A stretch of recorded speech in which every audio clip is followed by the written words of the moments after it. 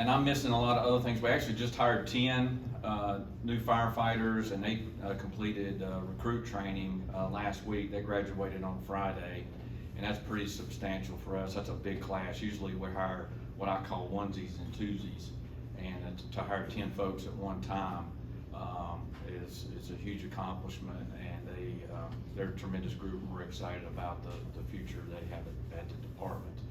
This Saturday, we're going to be celebrating our 100th anniversary at Station 42 at 11:30. We'd love for you to come out. We're going to have a ceremony, and then following the ceremony, we're going to have an open house. We've got different displays and exhibits, and we've got hot dogs and cupcakes and all the goodies, popcorn too, from what I hear. Right, Barry? We got popcorn. So we got all kinds of food that we'll be giving out. We got a little bit of swag too, I think, that we're going to be passing out as well. So we'd love to have you come out and celebrate our 100th anniversary. As we prepared for the 100th anniversary, we have just took this time this year to just reminisce about the history of the department, and it is pretty rich. And thanks to Battalion Chief McLean, who's going to speak here in just a minute. He is our fire department historian, and he has done a tremendous amount of research on the history of the fire department. I mean, 100 years. Can you imagine how much history is there? And there's no way we can talk about all of it this morning. So he's just going to go through and he's going to hit some highlights of some things. Now, we did this presentation for the Satellite Club last week, is that right? And Tony looked over at me and he says, "Man, this is depressing. Everything that you're talking about is burning down or something's happening." And there's a lot of truth to that, Tony. And unfortunately, in our business, we don't see a lot of change until something tragic happens. And that's how the fire department started, was because of fires that were not able to be controlled in the community. And so community members, you know, when a school burned or business burned, which back in that time, I mean, that was very, very critical to the town. And you know, when they seen that you know, fire strike that occupancy, there was nothing they could do with it except maybe grab a bucket or a hat or something like that and go to a well and try to throw some water on it. And that wasn't a very effective way of controlling and mitigating fires. And so the community members got together and formed a fire department. And so you're going to hear a little bit about that this morning. And one thing that I want to kind of depart with as I exit here is that community support still continues 100 years later. Because we could not do what we do each and every day without the community supporting this. Now, they may not be the ones actually putting the fires out, but that support, whether it be through taxes, whether it be through coming by and learning more about what we're doing and practicing fire safety in their home or saying thank you to us, that support is tremendous.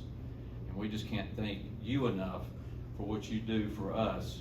And I hope you enjoyed this little glimpse into the history of the department, and come celebrate with us on Saturday. With that, Battalion Chief McLean, if you would come forward.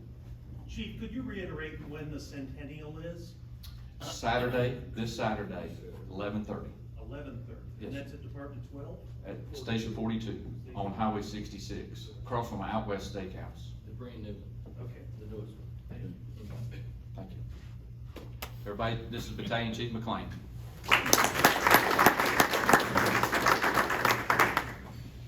Good morning. Good morning. Good morning. How many leadership Kernersville graduates we have in the room? All right, we need to see some more hands. So I'm gonna give you a little story that just popped in my head here a while ago. I'm a 2021 graduate of Leadership Kernersville, and am I far enough away? But I took Leadership Kernersville. I was already doing some history work for the department. I started this in around 2010, but I wanted to sit through John Wolf's history lesson. But he went through declining health, and he was not able to do that. But Kelly Hargett, who worked for the museum at the time, she gave a history glimpse. It's actually lasted like all day. But one of her first comments in the presentation is what I will share from now on. And the fact is, in the fire department and in the town as Kernersville as a whole, we're always one step ahead. If you go back to 1871, to 2023, the town of Kernersville is always a step ahead.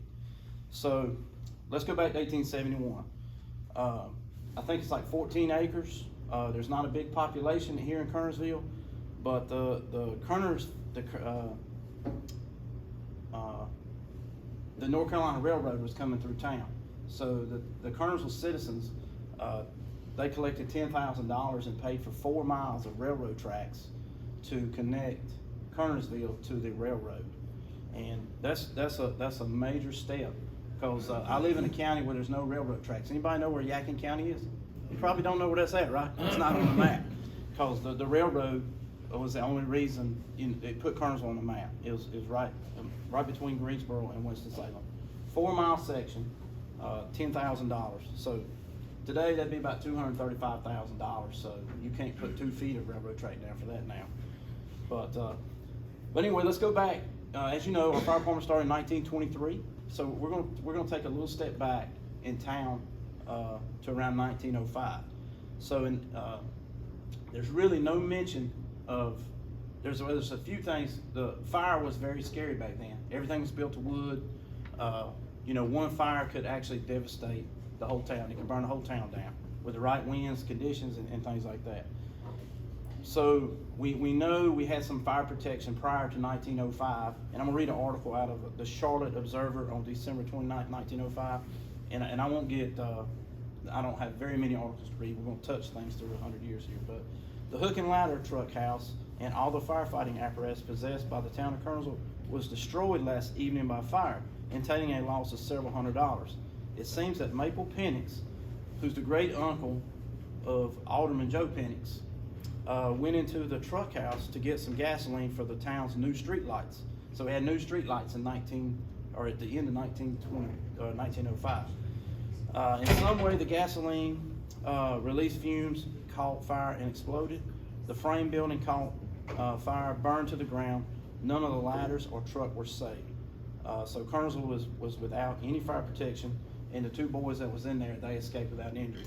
So next time you see Joe, you can tell him he's got a history of arson in his family. Okay? Accident or whatever, but that Maple Penix, just another side story. He actually went to Newbern, North Carolina, and opened a drugstore there. So there was two Penix drugs in North Carolina. So 1911, we actually we appointed our first fire inspector, W.S. Limble. In September of 1911, we so 6 years after the fire that destroyed all our fire equipment, we decided to purchase another fire engine. This would have been a hand-drawn fire engine. So, and it cost $350. So in September 6th of that same year, 1911, the Board of Aldermen voted to purchase 3 ladders, or it's actually 3 different size ladders, 3 apiece. So we bought 3 14-foot ladders, 3 12-foot ladders, and 3 20-foot ladders. So them things, they just wasn't sitting on a shelf somewhere, so it took a year for them ladders to be built. So in 1912, the Board of Aldermen got back together, and they stored 3 ladders in 3 different locations. C.L. Limble's store, W.S. Limble's store, and the R.B. Hastings feed barn. So them ladders were stored in town so somebody could run and deploy them ladders to get somebody out of a fire. So talking about being a step ahead, 1922, the town, they done water and sewer bonds for $58,000. The town put in 7 miles of water and sewer lines before they even had a fire department. So $1.1 million today. So let's talk about 1923. So we just put in 7 miles of water and sewer. Let's take a snapshot of what's going on in 1923 in the country. In January, the last troops left Germany from World War I. In January also, Elon College, whole college was destroyed by fire. Whole college was wiped out. The first issue of Time magazine was published. President Warren Harding is the first president to pay taxes. So I think we're going through a little bit of that right now, maybe where somebody ain't paying their taxes. So it may be in the same title, but no politics involved there. But, so got any Yankee fans? Any Yankee fans in here? I know we got one in here. But Yankee Stadium, the first Yankee Stadium hosted its first game. Babe Ruth hit a 3-run homer, and they beat Boston Red Sox. Imagine that, 4-1. Warner Brothers was incorporated. Insulin came out in 1923. It was readily available for diabetes. We use that by the gallons today, don't we? So, women wearing trousers was legalized, so women could wear some pants in 1923. The Hollywood sign was dedicated in Hollywood, but it said Hollyland, not Hollywood. So Calvin Coolidge, he became the 30th president of the U.S. after Warren Harding, who had to pay some taxes. He passed away in office. So, all right, here's something I found the other day. We actually had a famous person in September of 1923. It was a 22-year-old Kernersville born and bred Emmanuel Carr Smith. He played his inaugural baseball game, Major League Baseball game with the Washington Senators. He played 2 seasons. He played in 10 games, batted 19 times, and he ended his career with a 158 batting average. So he wasn't too hot at the plate.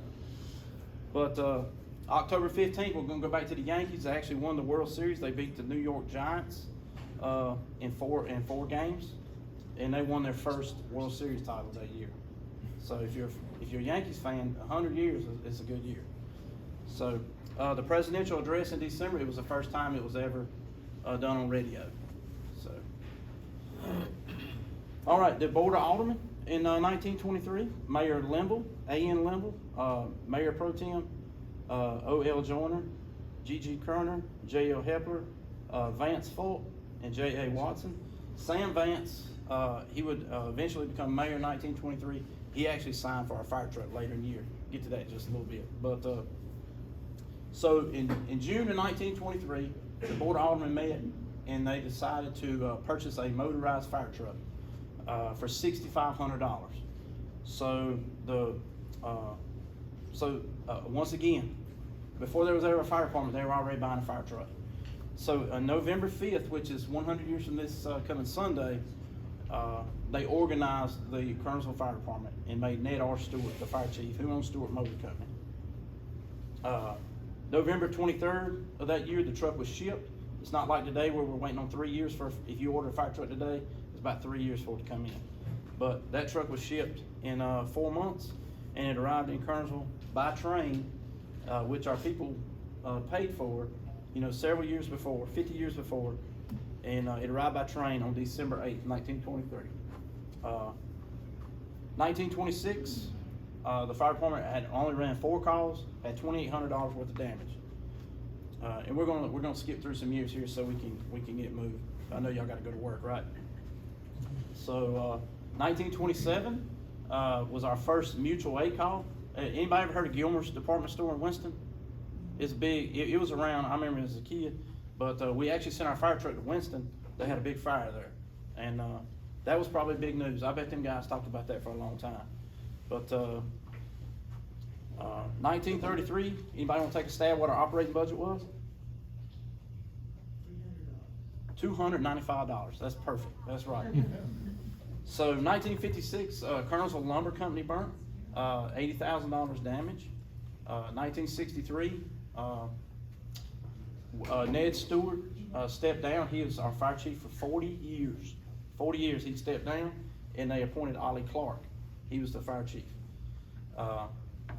That same year, Ollie Clark, there was a house fire at 126 South Cherry Street. He actually went inside and pulled somebody out. So we actually named our Medal of Valor Award after Chief Clark. 1964, Robert Marion Martin, that may ring a bell with some of y'all. He was our first African-American member. In December of 1964, we hired our first 2 career staff. They worked 24 on, 24 off. When they wasn't fighting fire, they helped out in the courtroom.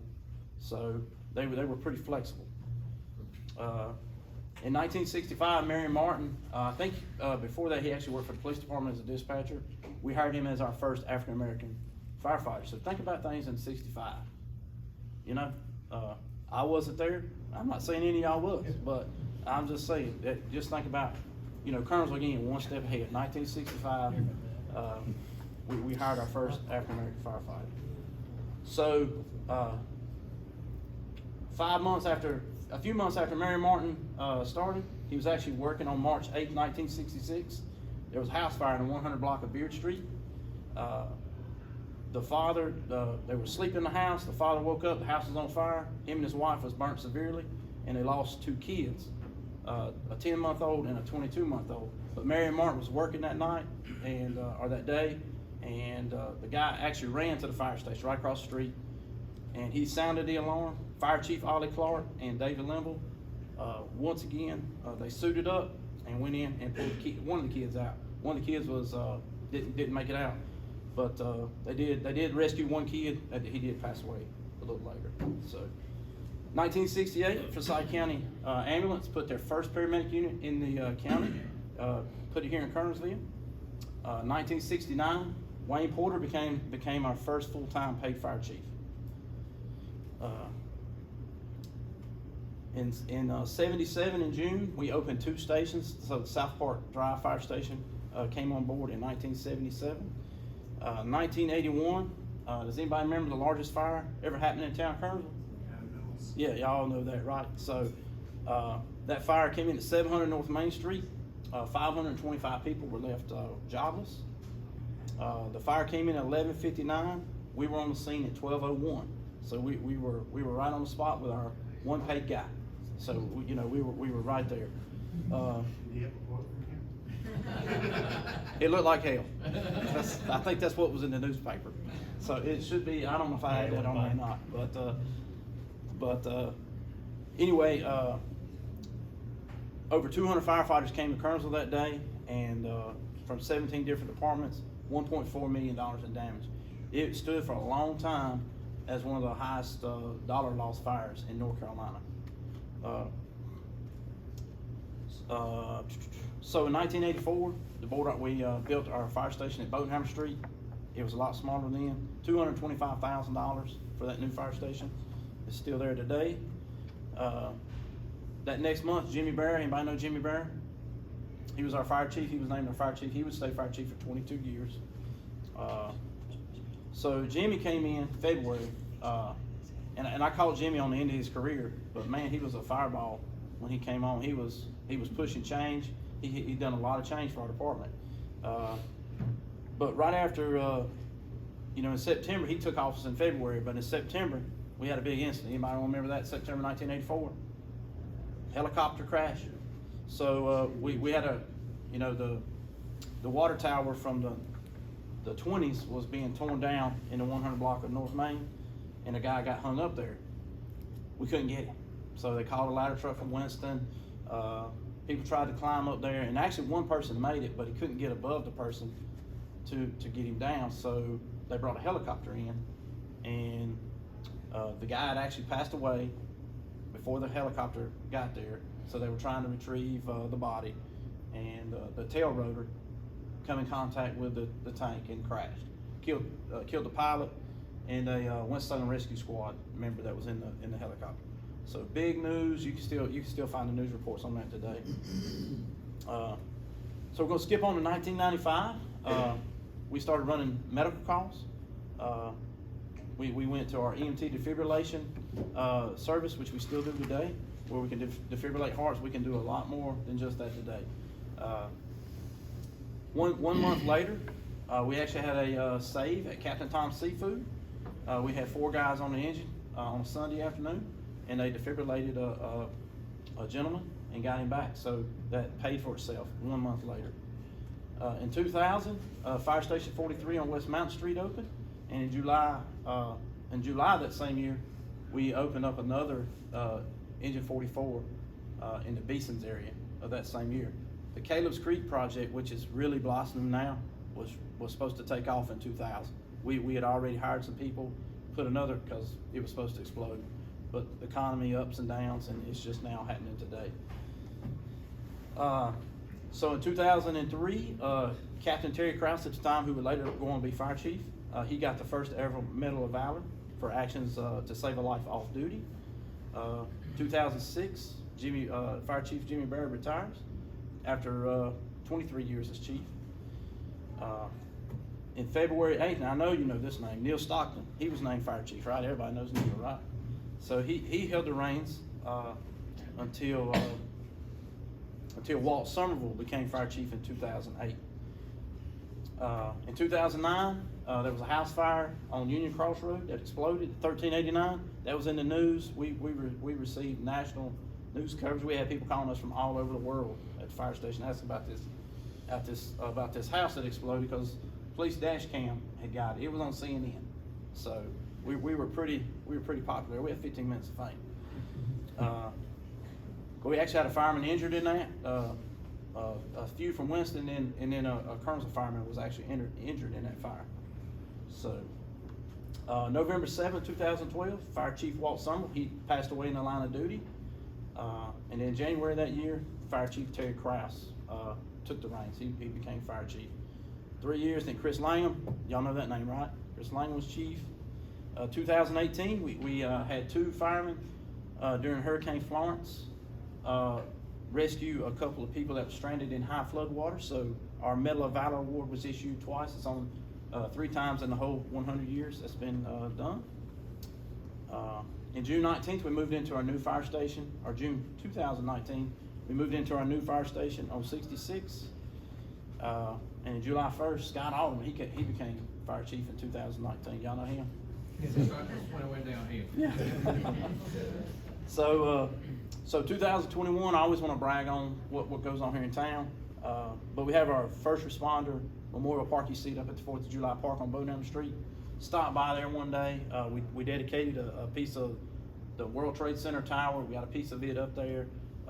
We got a little piece of everything from everything that happened on 9/11. So please stop by up there and see that.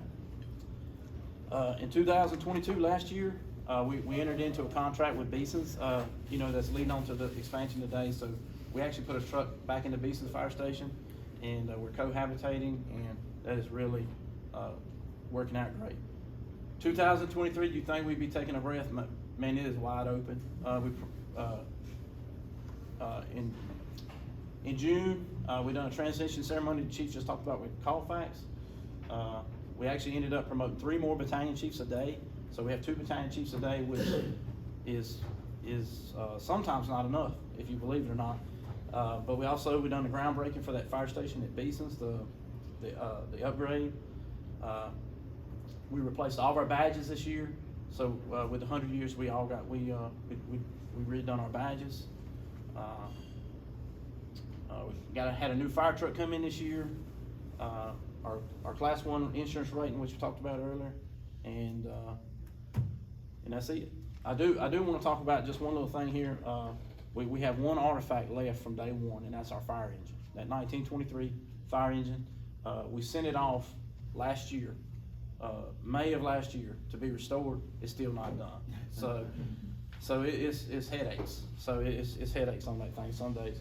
But anyway, it's not going to be here for the anniversary. But we're pretty proud of what it's going to look like and how it's going to operate when it gets back. It's in Iowa right now, so it's completely disassembled, being painted, and the engine. Some things are supposed to take 3 months. They take 12 months to get done, and things like. And it's been one hurdle after another. We have a Facebook page. I keep it updated as often as things change on it, and it's not been a whole lot of change here lately. So, but anybody got any questions? Where will the fire engine be when it comes back? It'll be in the foyer at the fire station on 66. They have a little place for it out there. We're hopefully gonna be able to put it in parades and Yep. take it to car shows and things of that nature after the restoration. When y'all take, just out of curiosity, when you guys take over the heavy rescue aspect of it, it used to be there was a Station 3 here in town, and they're no longer. That's right. So that was done in 2008. So in 2008, and I skipped that in the book there. I know y'all got to get to work. But in 2008, we actually passed all of our credentialing for the North Carolina rescue, and we got ropes and things like we do rope work, cut people out of cars. There's lots of aspects to the heavy rescue standard, which we have to carry a lot of tools and things like that. But that was in officially 2008, I think. How many paid employees? paid employees right now, we're at 92 full-time paid employees, and we have some part-timers. What's the future hold with the amount of expansion that we're having in the town in the next few years? What's the future hold for the fire department with regards to the expansion? The future is looking great. So right now, in the next few years, we're looking at putting a heavy rescue, combined, well, just one company for rescue services. And as the population grows and as the town gets bigger, you know, we're additionally gonna have to add fire stations and staffing. You know, our volunteers, I'll take this time, I don't know, volunteer fire service is in a crisis, and we're surrounded by volunteer fire departments. So, you know, we're actually very fortunate to help them out, and we actually rely on them to help us too. So, but the future looks very bright for our fire department right now, and we owe that to our board of aldermen, who were very supportive. I know of nothing that we've asked for that, you know, that we hadn't got. Now, it may not be right then. It may be 3 years down the road, but with good planning and, you know, projection in the future and being able to justify, you know, we've got everything that we need to do our job. So, and thank y'all for that too. Thank you.